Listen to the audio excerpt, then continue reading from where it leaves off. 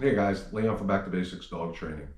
Today's subject is going to be on how to properly introduce a dog to your home. This is a real sore subject with me. I would say right now, a good 80 to 85% of my calls are I've adopted a dog and I'm having nothing but problems with this dog. This dog doesn't understand, it doesn't cooperate, it doesn't listen, whatever it may be, guys. It's not the dog's fault. I've seen way too many dogs being returned to different rescue groups, going back to the shelters, the pounds, whatever, because we don't take the time to help them acclimate to our world. So I'm hoping this video is going to help move this along to a better way so we're not having the merry-go-round effect on these dogs in a home, out of a home, in a home, out of a home. It's such a bad redundant pattern we've gotten into, and we're not helping these dogs. So I'm here to advocate for the dogs out there and tell you really what they want from us. I know a few things I'm going to say in here are probably going to be like, oh my God, this guy is just the macho pack leader. It has nothing to do with that. My ego is checked at the door. Every time I work with a new dog, I am here to advocate for the dogs. So with that being said, I'm going to use a dog for an example. Dog's name is Hunter. Hunter is approximately 3 years old. He was with somebody, I'm going to guess, for about 2 years, and was turned over to a rescue group, Remember Me Rescue, saying he is doing undog-like things. What was he doing? He was chewing shoes. He was going into the garbage, barking obsessively when they put him in a crate. To me, I'm going to say that he looked like he was semi-abused in the crate with either some sort of electronic collar. I'm not going to say it was a shock collar or an e-collar. My honest opinion, I think it was a bark collar that was put on him to stop him from barking in the crate. Bark collars are great teaching tools, but they should not be left on permanently, in my opinion. It should teach a dog not to bark and then start weaning him off. It does have some marking on his neck area from where that was, so we're going to say that there was definitely some sort of trauma going on with a collar apparatus. I do believe the tools are good if used properly, and as long as we understand the concept that if there's a $20 bark collar compared to a $200 bark collar, or a $20 e-collar compared to a $200 e-collar, there's probably a huge difference on why one's $20 or one's $200. So if you are going to use tools, please do your research. Best recommendation, if you need to use different tools, please contact a professional so they can teach you the proper way to use it. That being said, so Hunter, like I said, is approximately 3 years old. He's a Vizsla. He's got a lot of energy. Great dog. I think in the right home with the right leadership, he will flourish. He will do phenomenal.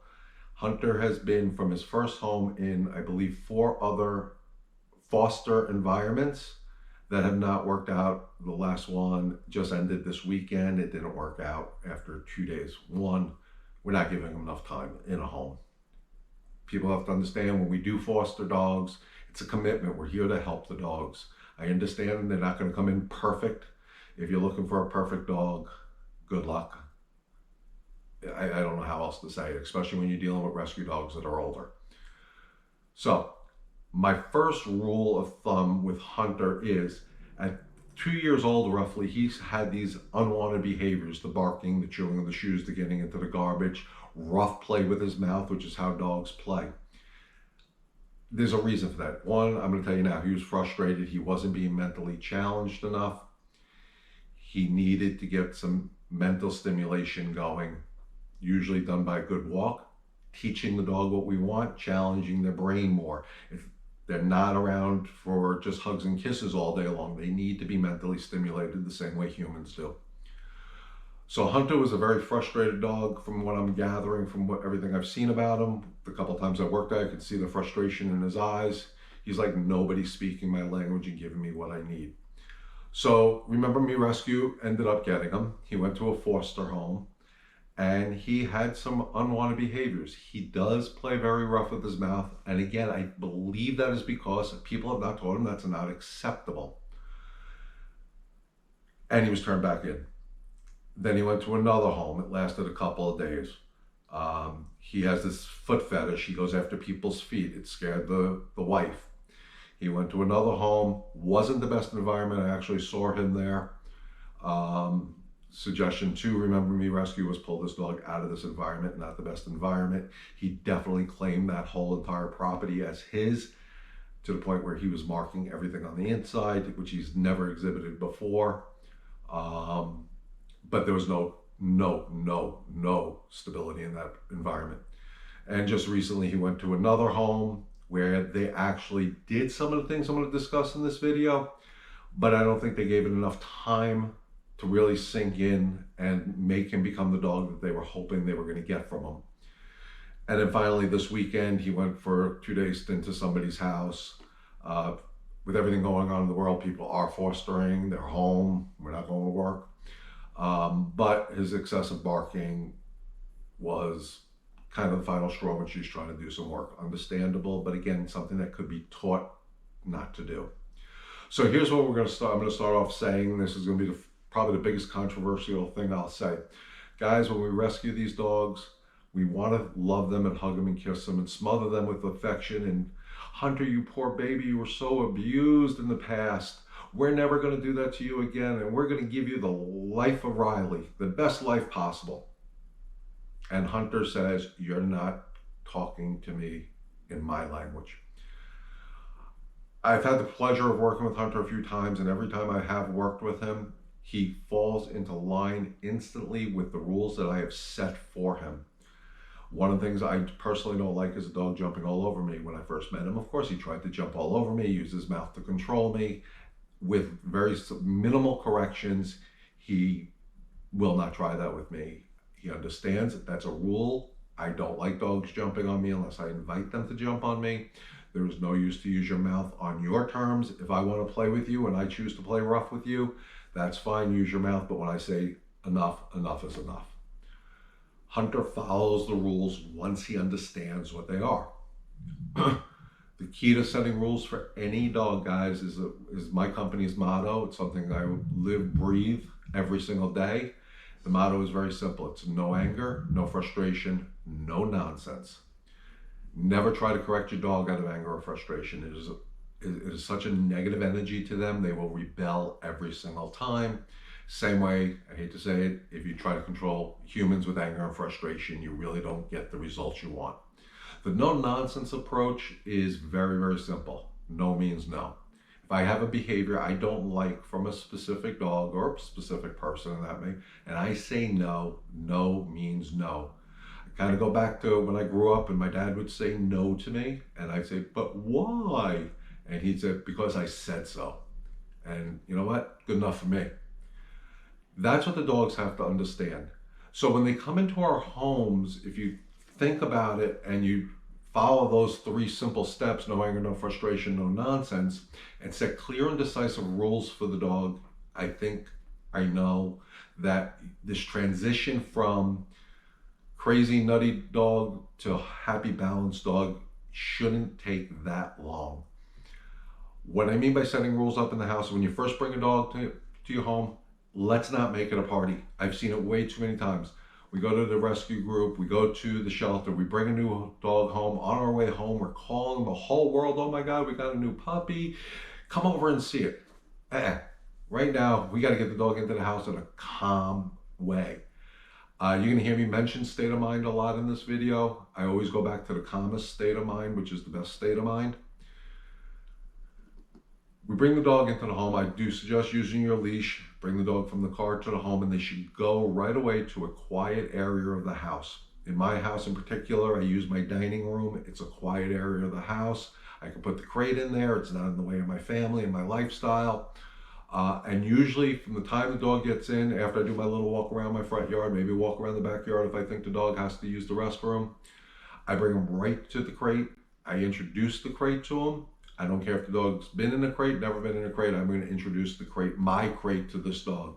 I'm going to make it a fun place, but a calm place. The crate should represent safety and calm, like go into your bedroom, go to sleep. For the first few days, I don't recommend having people coming over. I don't believe in smothering the dog with love and affection and kisses and all that.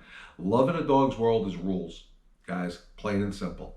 If you ever watch dogs when they introduce themselves to each other, they don't hug and kiss each other. They set rules, clear and concise rules, Boundaries, how close you can come to me. You may see certain dogs, when a dog comes over, you'll hear a low guttural growl saying, hey, you're getting too close to me. I don't like it. I'm not comfortable. And most of the time, the other dog gets the hint and says, okay, fair enough. I appreciate you and I respect your space.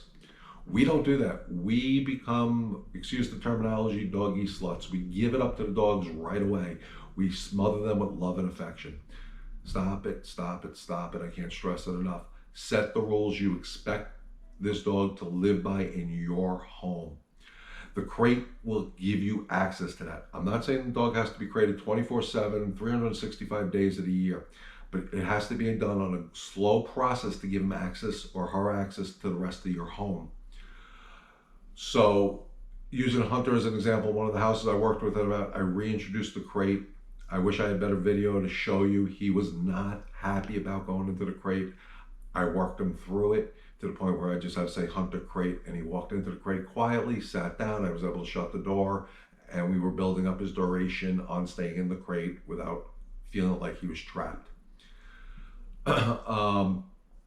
So from the crate, a lot of times, especially when I first get them home, I let them settle in, rest, relax. I'm not going to do a lot of stimulation type of work with them at that point.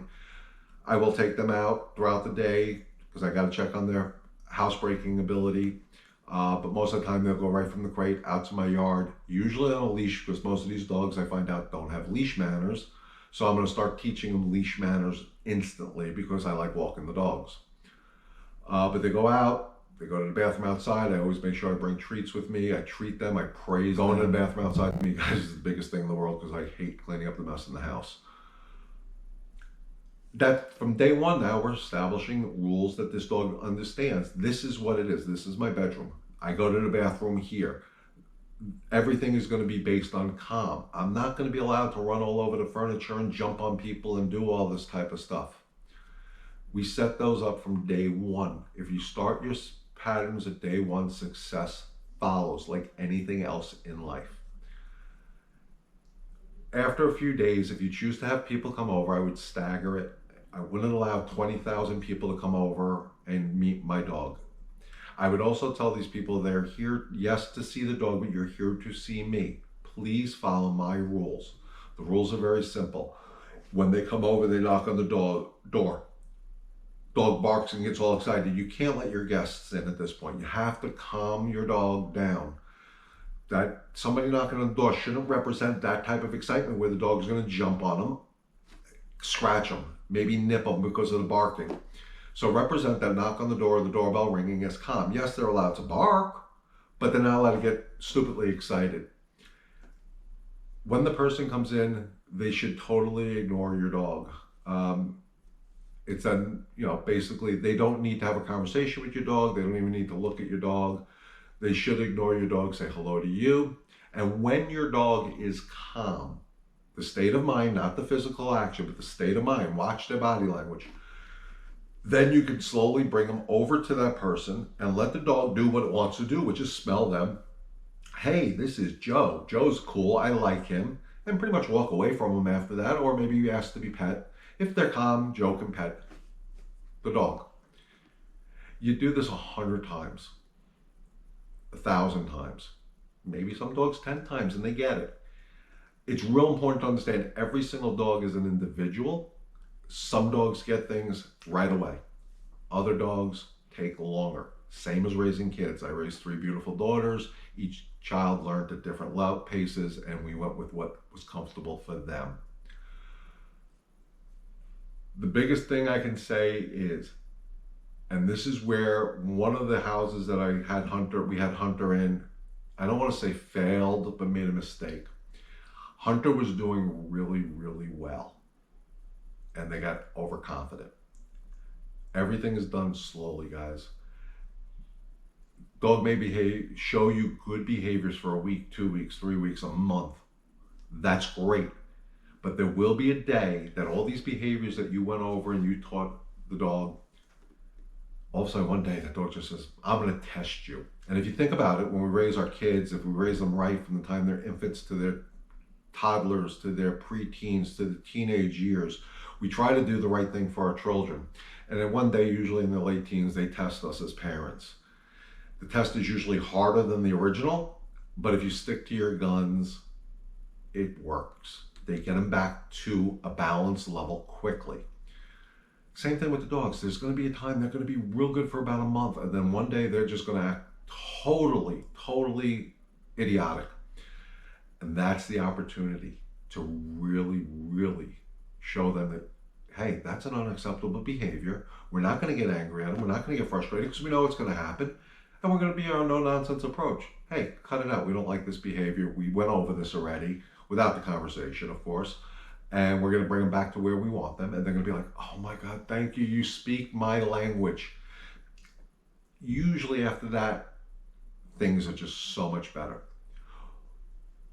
You can slowly introduce the dog to other parts of your home after the first few days, depending on your dog. But they should be introduced, again, in a calm manner. Bring them from in my case, the dining room to the living room. I do it on a leash. I bring them there. They're not permitted on my furniture right away. They have to earn that privilege. But they can sit down next to me on my chair or in front of my chair with me calmly and lay down, whatever. I put a dog bed in there for them. And that's where they're allowed to go. I set clear rules on that. So if I put them in the living room, that doesn't mean they're allowed upstairs or in the kitchen or any other place I don't think they've earned that privilege yet. Slowly but surely, I will introduce them to every single room of the house. On my terms, I bring them there. They don't bring me anywhere. And again, 100 times I'm going to say it. It's only when they're in a good, calm state of mind. Guys, I'm going to tell you, if you follow some of these simple rules, I know it seems like it's harder than it is. It's really not. I don't believe I'll see that revolving door rescue situation going on like I do today. It's worth it to take the time. You made a commitment to rescue a dog or foster a dog. It's a commitment.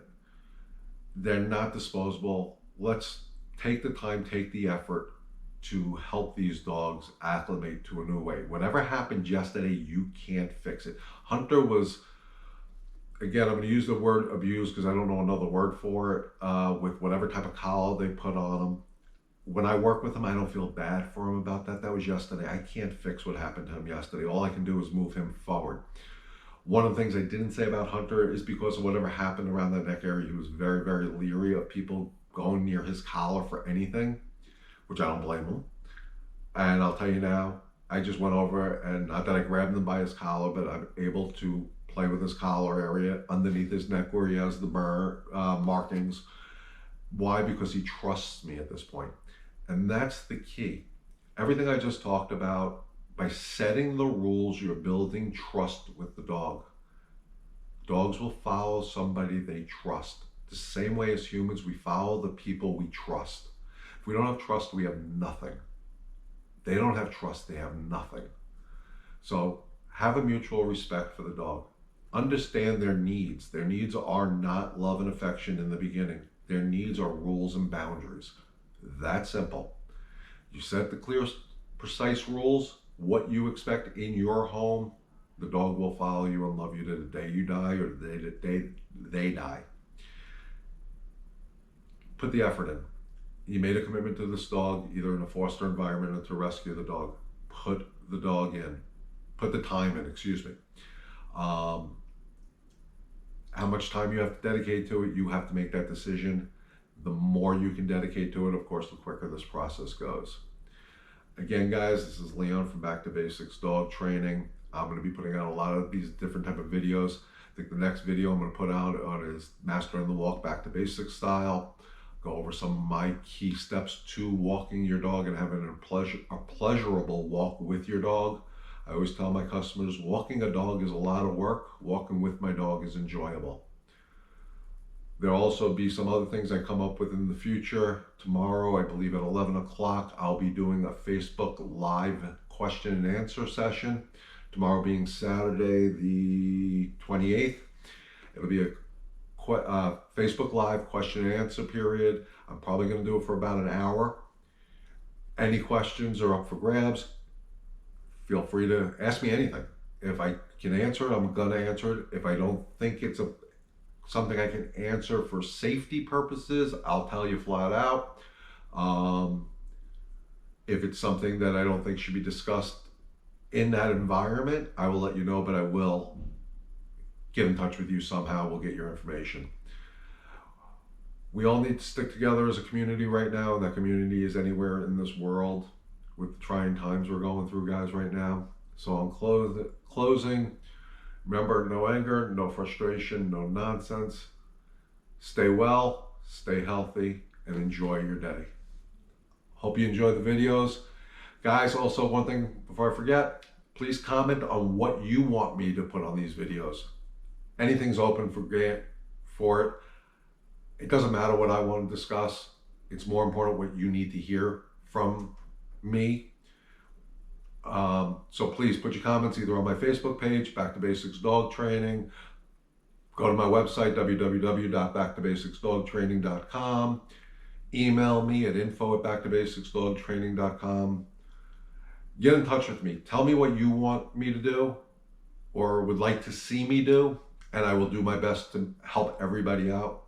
Again, guys, have a great day. Stay healthy. We'll get through this all together. Have a great day.